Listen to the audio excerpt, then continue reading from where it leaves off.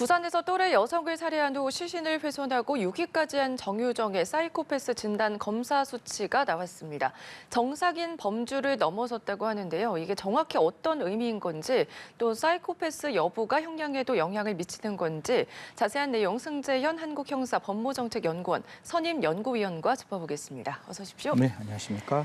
네, 정유정에 대한 사이코패스 진단 검사가 있었고요. 이와 관련해서 점수도 조금 전에 공개가 됐고 정상인 범주를 넘었다 이런 결과가 나왔거든요. 어떤 검사였고 어떤 방식으로 이루어졌습니까? 보통 이제 우리가 PCLR이라 그러는데 네. 사이코패시 체크리스트 리바이즈드 이렇게 네. 해가지고 원래 1980년에 헤라라는 교수님과 동료분들이 만들어 놓은 체크리스트가 있어요. 그 체크리스트를 대한민국이 2008년에 이수정 교수님하고 조은경 교수님이 리바이즈해서 우리나라에 맞는 체크리스트를 만들고 질문이 그러니까 20개 문항에 네. 40점으로 되어 있습니다. 근데 그게 4개 분면으로 되어 있어요. 하나는 퍼스널리티라 그래서 그 사람이 거짓말을 잘한다든가 남을 잘 속인다든가 잘 속이면서 잘 조정을 한다든가 네. 특히 이연애 사건 보시면 돼요. 거짓말도 잘하지만 한 사람을 굉장히 머니퓰레이션, 그냥 조정을 해서 가스라이팅을 시켜서 내 걸로 내가 할 수 있는 방법으로 옮겨내는 그게 첫 번째 사이코패스가 가지고 있는 첫 번째 특징이고 네. 두 번째는 이제 심퍼티, 공감 능력인데 사실 어떤 범죄를 저지르고 나면 인간이기 때문에 수호지심이 있는 거잖아요. 나 잘못했어. 내가 왜 이랬지? 내가 이러면 안 되는데 이런 가책이 있어야 되는 그런 네. 가책이 전혀 없는 그런 어떤 그 태도를 보이면 그것도 사이코패스의 기본적인 어떤 모습이고 또 세 번째는 생활 양식을 들여다봐요. 네. 뭐 우리 앵커 같은 경우에는 정말 열심히 막 살잖아요. 그런데 사이코패스들은 절대로 그렇게 살지 않습니다. 그냥 무기력합니다. 근데 무기력한데 이게 반응이 땅 주어지면 충동적으로 행동을 해요. 네. 그러니까 평소에는 미래지향적인 생각을 하지 않고 있다가 분명 오늘 하루 기생하고 살고 지금도 정유정은 조금 죄송한 말씀이지만 할아버지의 붙어서 살고 있었는 거잖아요. 네. 할아버지도 제가 알기로는 가정 형편이 그렇게 좋지 않는 분이라고 제가 알고 있는데 그렇게 5년 동안 기생하고 있는 삶. 그러면서 평소에는 미래지향적인 생각이 없다가 어떻게 충동이 땅 생기면 무조건 다른 행동으로 옮겨가는 이것도 생활의 방식의 문제고 마지막 네 번째가 과거의 전략. 뭐 청소년 때 비행을 했다든가 네. 청소년 때 범죄를 저질렀다든가 이런 4가지 북면 20개 지문을 통해서 확인을 하는 건데 물론 뭐 오늘 나와 있는 게 어제 이런 말이 나왔어요. 정상 범주를 넘어서는 비정상적인 행동. 굉장히 네. 좀 모호한 말을 했는데 이게 왜 이렇게 경찰이 이야기를 했을까? 어제 곰곰이 생각해 봤는데 보통 우리가 20점대 전후 밑으로 떨어지면 사이코패스가 아니라 그래요. 네. 그리고 우리나라에서는 30점 기준을 넘어서야 사이코패스라 그래요. 그러니까 27점, 28점, 29점은 애매한 거예요. 사이코패스라고 말하기도 그렇고 정상인이라고도 말하기도 그렇고 그래서 정상인 범주를 넘어선 비정상적인 결과가 나왔다라고 네. 이야기를 했는 것 같은데 그래서 오늘도 뭐 언론에 보면 27점이라고 28점이라고 이야기하는 언론들이 많습니다. 네. 제가 보더라도 한 27, 8점 정도가 나오지 않았을까라는 생각으로 여러분께 말씀을 드리고 분명히 정유정의 모습은 첫 번째 거짓말도 많이 했고 두 번째 다른 사람의 그러니까 생활 방식을 보면 다른 사람에게 기생하고 살았고 그 피해자에게 전혀 공감하지 못하는 모습을 보였기 때문에 과거에 어떤 청소년의 범죄 경력이 없다 할지라도 사이코패스 경향은 분명히 나왔을 것이다. 하지만 사분면이 전혀 없잖아요. 학교 다닐 때 뭐 비행을 저질렀다든가 그다음에 범죄를 저지른 경력이 없으니까 네. 그 점수가 하나 빠지는 거예요. 그 점수가 빠져서 아마 30점 넘기는 어렵지 않을까 이런 말씀 드리겠습니다. 알겠습니다. 정리를 해보면은 어제 이제 비정상적인 특이 성향을 가지고 있다 이런 결과가 네. 나왔고 점수를 보니까 28점대, 28점대가 나온 것으로 좀 보이거든요. 네네. 이 점수가 의미하는 건 어떻게 좀 볼 수가 있을까요?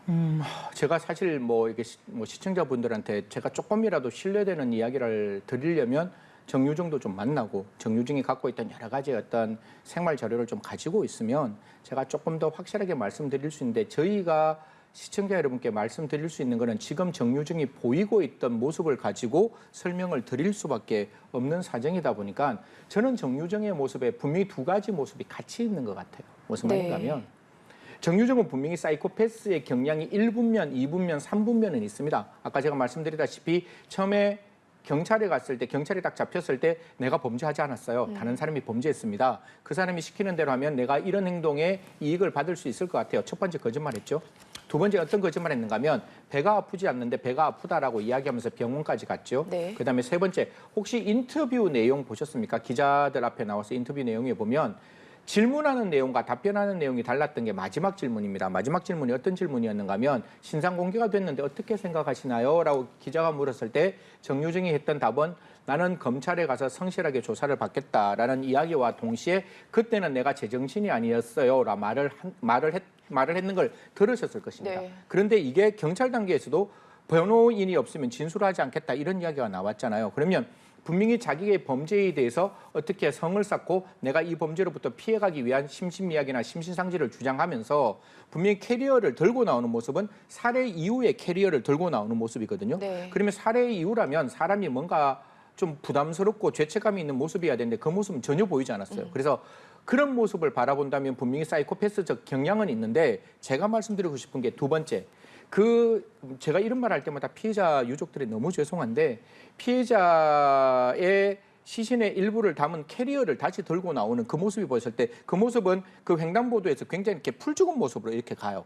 그리고 택시를 탔는데 오늘 언론에 나오는 거 보면 그 택시에 타는 기사가 마지막에 그 트렁크를 내어주는 순간에 자기 손에 뭔가 피가 많이 묻어있는 물이 묻어있는 모습이 보니까 피었다라고 보면 그 뒤에 있는 모습은 자기가 생각했는 범죄의 완성되는 모습은 아니거든요. 네. 무슨 말인가 하면 그 뒤에 있는 모습은 뭔가 사회성이 떨어지는 사람으로서 범죄가 완벽하게 만들어지지 않는 또 허술한 모습이 보이다 보니까 네. 분명히 제가 아까 말씀드렸죠. 뭔가 자기의 성을 쌓고는 있었는데 그 성을 쌓고 있는 그 순간에는 뭔가 살인의 충동, 살인에 대한 어떤 그 관심 이런 게 있었지만 실제 살인을 하고 난 다음에 그 순간의 모습은 뭔가 자기가 생각하지 않았던 굉장히 또 다른 모습의 어떤 모습이 보여서 하나는 사이코패스의 성향이 분명히 보이지만 또 하나는 어떻게 보면 사회성이 굉장히 떨어져 있는 아직 성장하지 못한 사람의 모습도 보이는 두 가지 측면이 있다는 말씀 드리겠습니다. 네, 그동안 사이코패스 검사를 했던 흉악범들과 비교를 해봤을 때 연쇄살인범 강호순이 27점이었거든요. 이보다도 어떻게 보면 조금 더 높은 점수인데 비교해보면 지금 어떻습니까? 보통 이제 이 살인과 가장 많이 비교하는 게 고유정 사건을 네. 많이 비교하게 돼요. 그런데 시청자 여러분께 고유정은 사이코패스 리스트 검사를 안 했으면 PCR을 안 했습니다. 왜냐하면 아이가 있잖아요. 아이가 가족과의 유대 관계가 만들어지고 아이가 이제 성장하면 자기 어머니가 사이코패스라는 생각을 가지게 되면 뭔가 문제가 있을 것 같아서 경찰에서 아예 처음부터 이러한 사이코패스 검사를 하지 않았는데 고유정은 사회성이 분명히 있는 사람이에요. 어떻게 네. 보면 우리가 흔히 말하는 인싸라고 해서 사회에서 굉장히 적극적인 활동을 했고 그 고유정은 자기 남편이 사라져야 되는 중요한 이유가 있었어요. 그렇기 때문에 범죄의 동기가 나름대로 명확했고 고유정은 지금도 너무 섬뜩하게 우리가 그 피해자가 어떻게 되어 있는지 그 시신조차도 발견 못했던 네. 그런 상황인데 지금 있는 정유정은 그게 아니라 정말 일면식도 없는 사람에게 아무런 감정 교류가 없는 그 사람을 그냥 단순하게 선택해서 자기가 교복을 입고 가서 그 피해자를 사망에 이르게 하고 그리고 난 다음에 그냥 있는 것도 아니고 사체 일부를 손괴했던 이런 모습이 보여서 어떻게 보면 하나는 은둔형 외톨이에 의해서 자기 속에 성을 쌓고 있다가 그걸 저는 발견해야 네. 돼요. 왜 이 살인의 충동이 현실적으로 나타나게 되었는지 를 우리는 검토해야 되고 그리고 난 다음에 이 정유정이 지금까지 했던 모습들이 과연 사이코패스의 어떠한 측면이 있는지를 우리가 좀 검토한다면 달라졌을 것이고 우리가 가장 점수가 높았던 사람 중에 한 사람 유영철인데 네. 유영철은 38점까지 나왔습니다. 네. 그래서 그런 부분과 좀 비교하면 정유정의 모습은 아까 말씀했다시피 분명히 일반인은 보통 20점은 넘었어요. 네. 하지만 30점 미만이었기 때문에 특이 성향을 보이는 모습이다. 사실 제가 봤을 때 만약에 학교 다닐 때 학창시절에 비행기 있었으면 점수는 더 올라갔을 거예요. 네. 그런데 1분면, 2분면, 3분면에 관련된 내용이었기 때문에 사실 고위험군에 해당된다. 그래서 나중에 교정시설에서 이런 부분들을 잘 들여다봐서 재범 위험성을 낮출 수 있는 교정 조치가 필요하다 이런 말씀드리겠습니다. 그래서 이런 얘기가 좀 나오고 있는 것 같습니다. 사이코패스와 관련해서 판단 기준을 변화를 해야 된다 이런 얘기가 나오는 게 정유정 같은 경우는 뭐 나이가 훨씬 어리기도 하고요. 과거 전력도 없기 때문에 반영되지 않았던 부분도 있을 것 같은데 어떤 부분이 좀 개선돼야 된다고 보십니까? 저거는 이제 이거는 저희들이 경험적 조사를 해야 돼요. 제가 연역적으로 이런 걸 집어넣자라는 건 제가 거짓말하는 거고 네. 무슨 말인가 하면 우리나라의 사이코패스라고 지칭되는 사람이 한 3, 40명, 4, 50명이 될 거란 말이에요. 그러면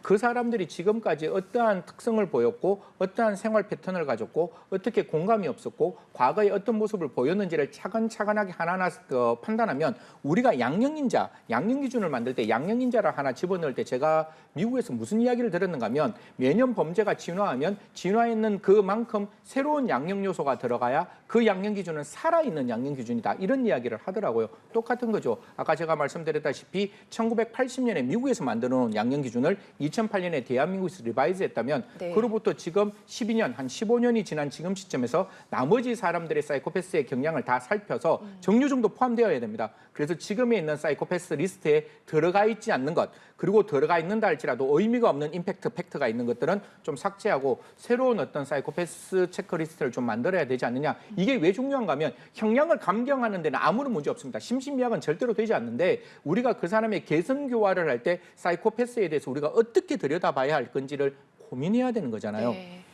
사실 형사정책을 만드는 사람의 입장에서 사이코패스는 개선 교화가 되지 않으니까 무조건 사회적으로 격리해야 된다. 이렇게 말하는 건 너무 무서운 이야기잖아요. 그렇기 때문에 그러한 체크리스트를 보고 우리가 어떻게 이 사람이 20년, 30년 교정 생활을 할 때 어떤 부분을 집중적으로 들여다보고 어떤 부분을 개선시켜야 하느냐라는 걸 찾아보기 위해서라도 사이코패스의 리스트를 조금 더 적극적으로 현대화되는 과정을 만들어야 되고 이건 어려워요. 그 사람의 생애사 연구를 다 해야 되는데 네. 국가가 좀 적극적으로 이런 부분에 대해서 지원도 하고 교수님들이 좀 관심을 가지고 저희 형사법무정책연구원에서도 관심을 가질 거니까요. 새로운 형태의 사이코패스 리스트가 나와서 제대로 된 개선 교화를 할 수 있는 자료로 활용되었으면 좋겠다는 네. 말씀 드리겠습니다. 현재 정유정은 체포 후에 유치장에서 지내고 있습니다. 삼시세끼 잘 먹고 네. 잘 자고 하고 있다고 하는데 보통 사람이라면 살인을 저질렀다면 보통 반성하는 기미라든지 이런 게 보여야 되는데 이러한 성향도 사이코패스 일종이다 이렇게 볼 수가 있을까요? 첫 번째 제가 말씀드리고 싶은 거는 그 피의자가 살인하고 난 다음에 뭐 잘 잔다, 잘 먹는다 갖고 비난하고 싶지는 네. 않아요. 이건 사람이 하는 일이고 그걸 가지고 우리가 뭐 트래픽을 올리기 위해서 이 사람은 진짜 나쁜 사람이다. 이거는 잘못된 제가 봤을 때 패널의 이야기인 것 같고 제가 드리고 싶은 거는 앵커에 있는 말에 100% 공감하는 겁니다. 적어도 안면, 일면식이 없는 사람을 살해를 하고 살해하고 난 다음에 사체를 훼손했는 23살 1999년의 사람의 모습이라면 조금 반성하고 뭔가 전전반책하고 저녁에 그 사람에 대한 어떤 애도를 하는 모습이 좀 보이면 우리가 인정할 수 있고 용서할 수 있는 부분이 있잖아요. 그런데 그런 부분이 안 보이다 보니까 국민들의 입장에서는 이런 부분들이 관심이 있는 것 같은데요. 어떻게 보면 아까 제가 말씀드렸다시피 지금 정유정에게 보이는 가장 큰 사이코패스의 징후는 저는 공감 능력이 떨어진다. 자기가 무엇을 했는지도 모르는 상황. 네. 그러니까 자기가 그냥 꿈속에서 아니면 상상 속에서 생각했던 게 그냥 현실에 이루어졌는 거예요. 근데 현실에서 그걸 했는지 안 했는지조차도 그러니까 인식되지 않는 상황이 아니냐. 그렇게 본다면 분명히 피해자에 대한 공감 능력은 떨어지는 거기 때문에 그 부분에 대해서 국민들께서는 화를 내시는 거고 저도 봤을 때 좀 불편하다는 말씀은 드리도록 하겠습니다. 네, 정유정 앞서서 택시기사의 신고로 붙잡혔고 앞서서 인터뷰 얘기를 조금 해보면은 택시기사가 이제 손에 묻은 네. 피 때문에 알게 됐다 이런 얘기를 했습니다. 지금 현재 뭐 이 택시기사는 두려움 때문에 뭐 연락도 하지 않고 이렇게 예. 지내고 있는 것으로 어우, 알려지고 있는데 반대로 생각해 보시면 네. 저라도 섬뜩하지 않을까요? 그러니까요. 23살 진짜 이렇게 애띠는 학생이 저녁에 이렇게 그 캐리어를 들고 와서 뭔가 무거운 것에서 이렇게 뒤트렁크에 놓고 내릴 때 제가 그 학생을 위해서 트렁크를 옮겨주는 거잖아요. 탁 잡았는데 이게 뭐 시청 여러분 좀 죄송스러운데 냄새도 달라요. 그게 완전히 다른 냄새입니다. 그러니까 우리가 일반적으로 생각하고 있는 그런 어떤 향이 아니라 굉장히 역한 향이었을 거예요. 그걸 딱 잡았는데 손에 굉장히 이렇게 섬찟한 어떻게 보면 약간 반액체이자 반고체 상태로 되어 있었을 거란 말이에요. 네. 피라는 게.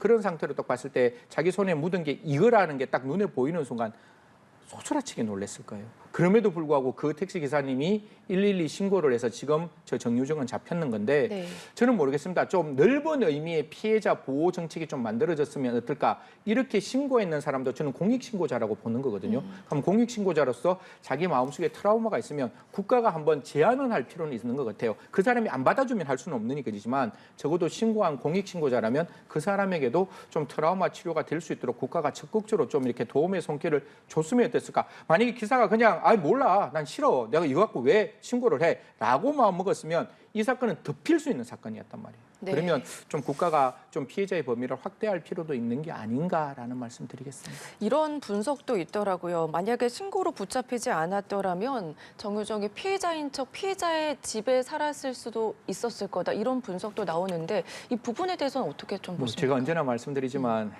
저희 같은 사람은 법을 전공하는 사람이고 증거가 없으면 말하기 되게 힘든 사람 중에 하나이거든요.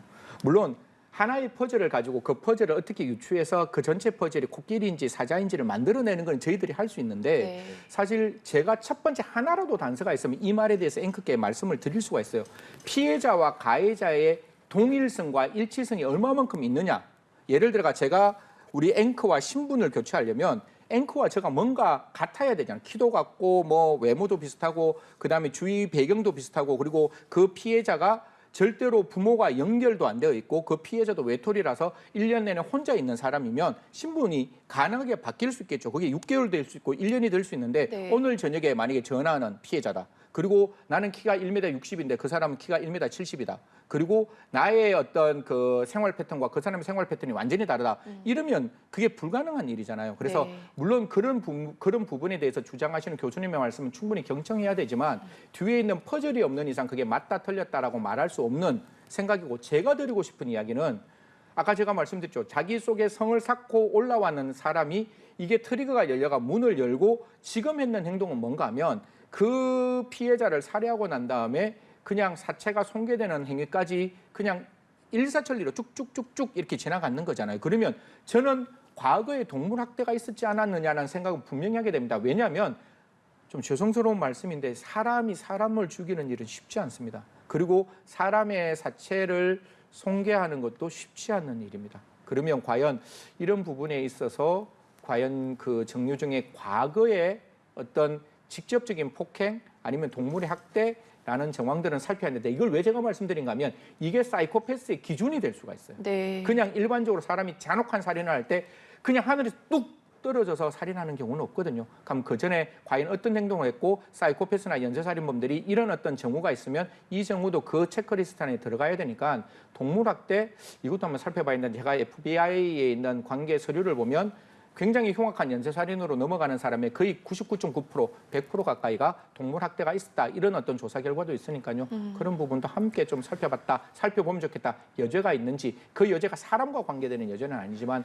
다른 동물학대와 여죄가 있는지는 한번 살펴봐야 한다는 말씀 드리겠습니다. 네, 정유정은 심신미약을 지금 현재 주장하고 있는 상황이고 사이코패스 검사 결과가 범행 동기 등을 분석하는 데 쓰인다고 하거든요. 지금 결과가 나왔고 점수도 나오지 않았습니까? 이게 형량에는 어떤 영향을 미칠까요? 아까 제가 말씀드리다시피 사이코패스라는 거는 정신병이 아니에요. 우리가 심신미약을 하기 위해서는 심신장애로 인하여 사물의 변별 능력과 의사결정력이 없어야 되거든요. 네. 그러면 첫 번째 심신장애라는 건 정신병이 있어야 돼요. 그러니까 사이카이아트리한 문제가 있어야 되는데 흔히 말해서 사이코패스는 심적인 문제인 것이지 그게 정신질병은 아니거든요. 그래서 네. 아예 심신미약 대상은 아니다라는 말씀을 정확하게 드리고 그래서 심신미약으로 감경될 가능성은 없다. 이게 첫 번째 시청자 여러분께 드리고 싶은 말씀이고 두 번째는 그러면 왜 사이코패스 체크리스트를 만드느냐. 제가 아까 말씀드리다시피 이 사람의 교정에 관한 문제인 거예요. 어떤 사람이 마음이 굉장히 좀 이렇게 말랑말랑한 사람은 10년 만에 교정될 수 있지만 네. 마음이 세멘트같이 굉장히 딱딱한 사람은 10년, 20년, 30년 가야지 이 사람이 교정이 될 수 있잖아요. 그래서 형량은 보통 우리가 이렇게 얘기합니다. 살인죄는 형법 250조의 사형, 무기 5년 이상의 징역, 5년부터 30년까지 가능하거든요. 그러면 사이코패스 리스트가 아닌 사람들은 조금 낮은 형량에서 최대한 빨리 이 사람이 개선교화가 될 수 있도록 만들면 되지만 사이코패스 리스트에서 굉장히 높은 점수나 아니면 경계성 점수가 나왔다면 조금 더 많은 형량 속에서 이 사람의 개선교화가 되어야 하는 부분이 있기 때문에 형량 판단의 문제에서 분명히 형량은 높게 책정될 수밖에 없는 상황, 즉 요건이 사이코패스 리스트에서 나오는 점수에서 반영될 수 있는 것이다. 이런 말씀 드리겠습니다. 알겠습니다. 오늘 말씀은 여기까지 들어보겠습니다. 승재현 한국형사법무정책연구원 선임연구위원과 함께했습니다. 고맙습니다. 네, 감사합니다.